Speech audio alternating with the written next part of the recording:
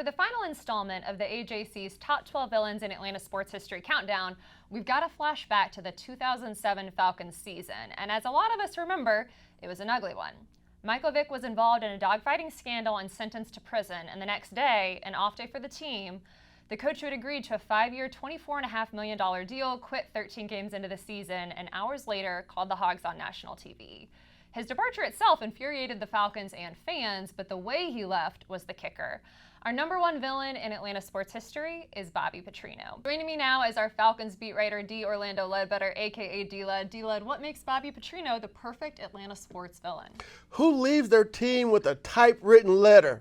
He did that, and the players didn't like it. They scratched his name out and wrote "coward" on the bottom of it. And really, the way he left was frustrating for players, for I'm sure coaches too. You covered that. What was that like? Yeah, you had three or four games to go in the season. I think it was 13 games, so there'd been three. He was brought in to help maximize Michael Vick's talent. And in his mind, once Michael Vick wasn't there, he didn't need to be here either, and was just kind of playing out the string. But there had been some talk about whether there was a deal in place for him to stay. His agent had already been working with Arkansas, and he said might as well leave now and get started, and that's what he did in the middle of the season. What was covering that like for you, with how abrupt? What was it like before that departure, and then how abrupt was it afterward? Well, it was, it was a season that they were, that was just totally bizarre. I spent a lot of it in the courthouse in Richmond, Virginia, flying back and forth for that.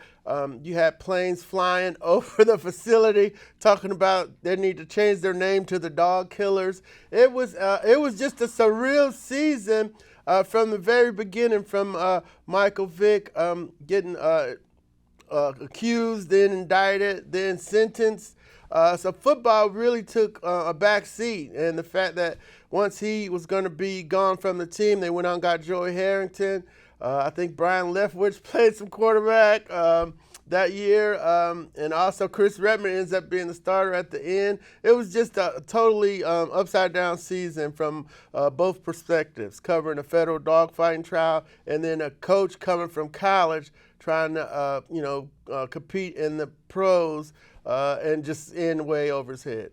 And it didn't get better for Bobby Petrino after that. But what do you remember from that season about just the reaction in the city, too, to everything that's going on that year? Well, you got the dogfighter planes. Then you got the fans that decided, hey, they didn't want to come to the games anymore, so it was empty. You got sponsors leaving.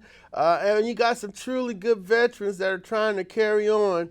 Warwick Dunn, Algie Crumpler, those were some of the guys that, were still fighting out there for the team and so forth.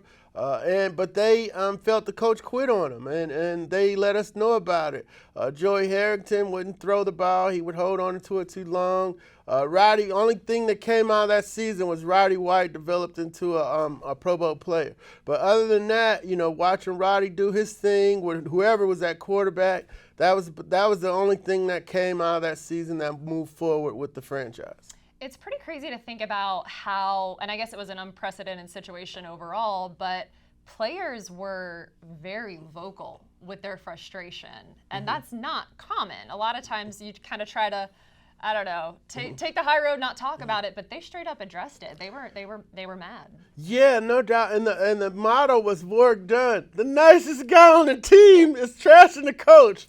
And Warwick would always be respectful and free with his time when the media came around. But when Bobby Petrino left the team, players that hadn't talked, Lori Malloy, they all got everything to say on this day. It was just one of the most bizarre, locker room periods on the off day that we've ever had and probably ever will have.